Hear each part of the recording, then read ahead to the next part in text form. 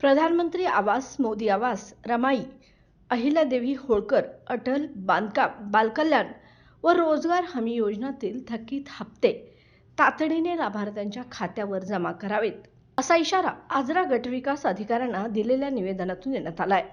हप्ते न मिळाल्याने अनेक लाभार्थ्यांनी 5 ते 10% व्याजाने कर्ज काढून घर बांधकाम सुरू केले असून काही जण गोठ्यात तर काही भाड्याच्या घरात राहण्यास मजबूर असल्याचे नमूद करण्यात आले. काहींची घरे पूर्ण होऊनही रक्कम न मिळाल्याने आर्थिक अडचणी वाढल्याचंही सांगण्यात आलंय.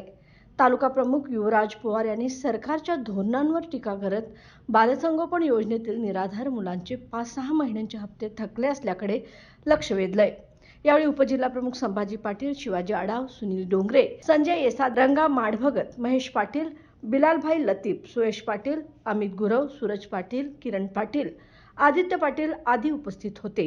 तारा न्यूजसाठी प्रतिनिधी हसन तकीलदार, आजरा. बाळ, फ्रीजमधून श्रीखंड काढ ना. आम्ही पूर्वी घरीच बनवायचो श्रीखंड.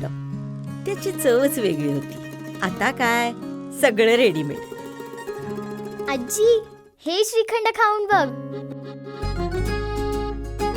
आज तुझ्या आईनं घरीच बनवलं की काय? हे आहे गोकुळचं श्रीखंड. अगदी जिभेवर रेंगाळणार. जिभेवरच नाही तर मनावरही रेंगाळणार. गोकुळ श्रीखंड, मनावर रेंगाळणार.